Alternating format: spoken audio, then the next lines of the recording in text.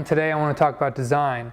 My last video about design was about the concept of form following function and how we can use aesthetic design to solve problems or serve some function in structure, playability, or acoustics.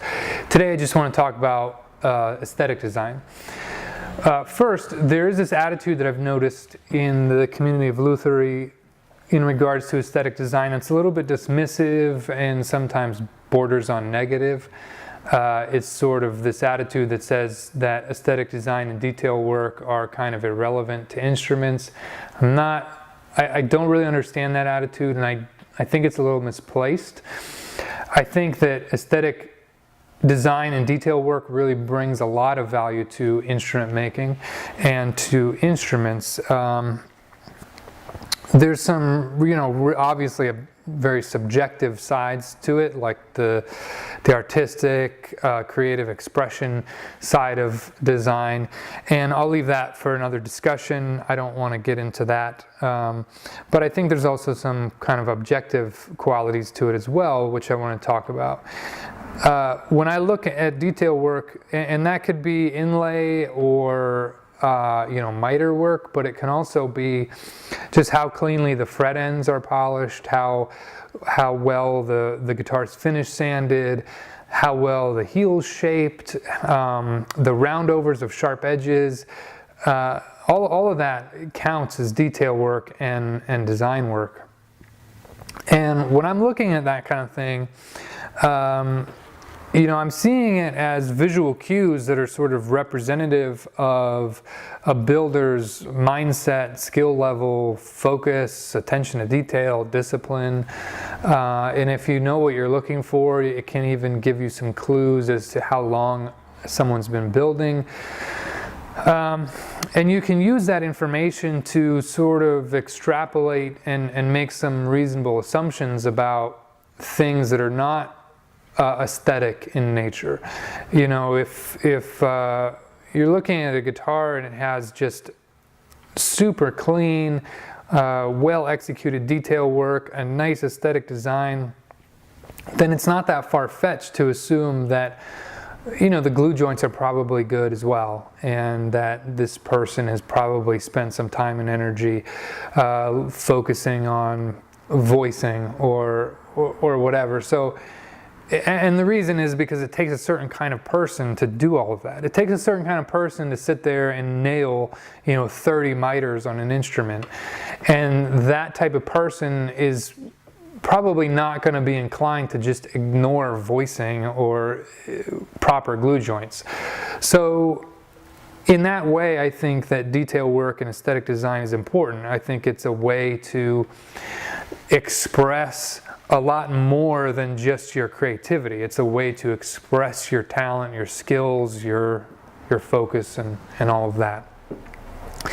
Having said that, my approach to aesthetic design is important, and I think it's too easy to look at aesthetic design as a product of simply sitting down with a piece of paper and a pencil and just drawing something that looks nice.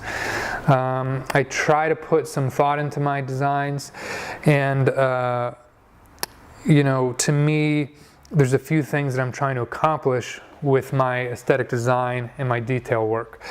The first thing is everything that I just said. I'm trying to express all of those things about myself to people who are looking at my instruments. I'm also trying to, really just kind of dig deep and find my own aesthetic voice, my own style, and stay true to that. And I'm always trying to refine that, because as somebody who is creating and designing these objects, when I first started out, I didn't really know what I wanted to design. And so it's this kind of evolutionary process over many years where you kind of find where you're comfortable and where you want to sit and what ideas you want to explore and refine. And so the process is about finding that voice, and then once you find it, really staying true to it, because I think it's it can be really detrimental to sort of be wishy-washy about your style.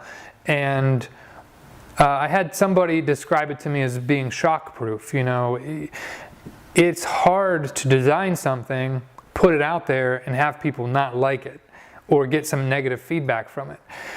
Negative feedback is part of design. You want to take that information in, you want to digest that information. You don't necessarily want to just dismiss it, but you also don't want to just change everything about what you're doing every time somebody gives you some negative advice or some negative input.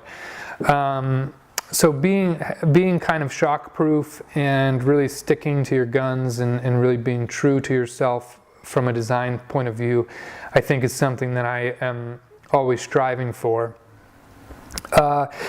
I'm also trying to thread the needle between being unique and trying to establish my own style and doing things that are, unique. I mean, none of us are really ever inventing anything. We're all kind of building off of what's come before, but you are trying to do it in a way that is unique to you and that people can look at and say, like, that's a Stuart Day guitar.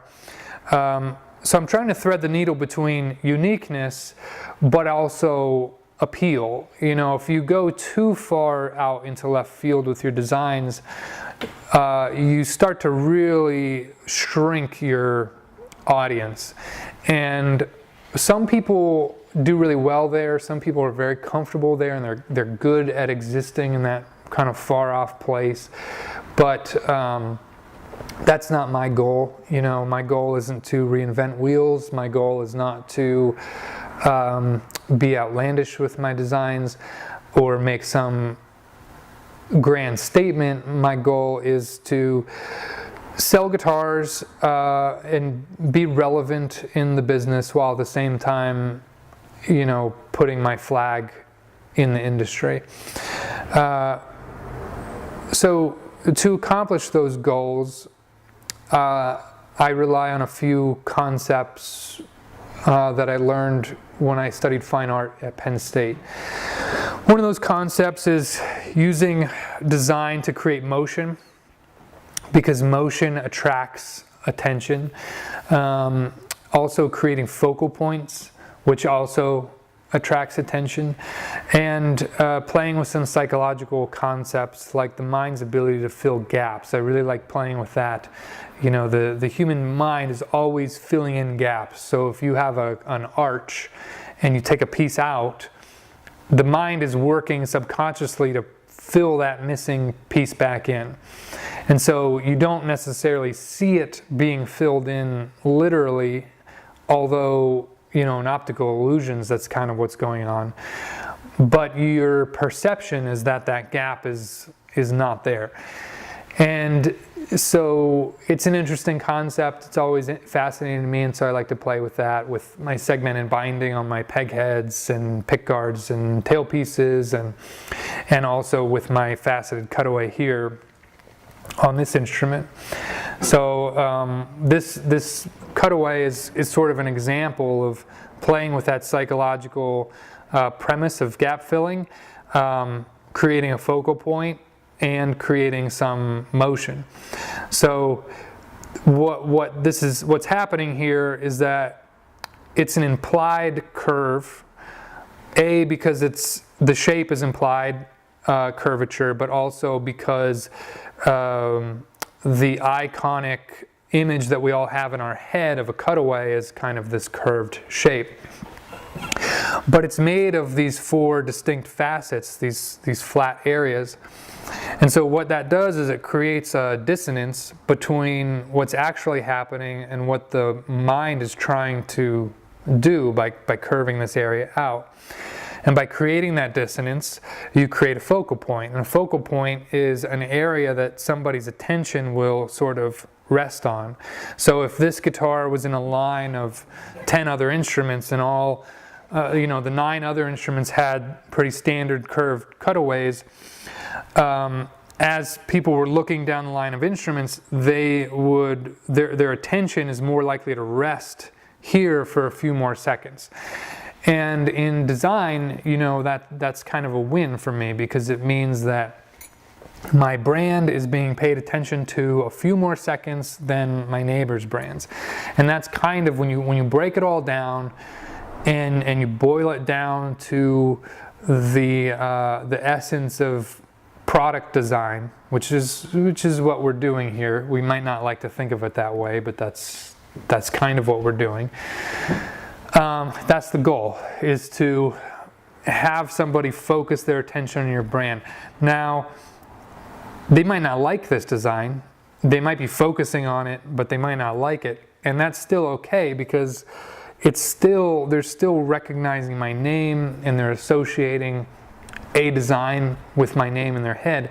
And that could, down the road, open up some doors to some conversations about, well, what do you like? You know, do you just like a standard Venetian cutaway? And that is a door open to a potential sale. So even a design that is not desirable, it still is effective if it is not too far-fetched, if it is still pleasing on some level, if it is a focal point that you've created, if you've created some motion, and if you've created some dissonance. You know, it's effective in establishing attention for the brand and for the piece. This also is true to my character. You know, I like challenging myself as a woodworker. I like trying new things. This is a very challenging piece to pull off. There's 42 miters from here to here, in all the binding and the purfling and in the facets themselves. So that's just one aspect of my design work, and just giving you an idea of sort of what my thought process is behind design and detail work.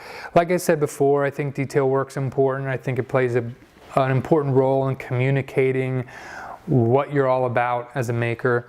I also think it's important to stay true to yourself. And you know, for me personally, I can't imagine designing instruments without taking risks. I like to take risks. It's just what makes it enjoyable for me. I can't say that it's always the best business decision, but so far I don't think it's hurt me. You know, I think in the long run it has only helped me establish a brand and establish my name. So, you know, that approach is not for everybody. You have to find your own approach, but I'm hoping that me talking about my approach and being honest about how I think about design maybe gets your gears turning in a different way or inspires you to do something cool. So I hope that was helpful. If you liked this video, please subscribe and feel free to write me some ideas about topics that you'd like to hear me talk about in the future. Till then, take care.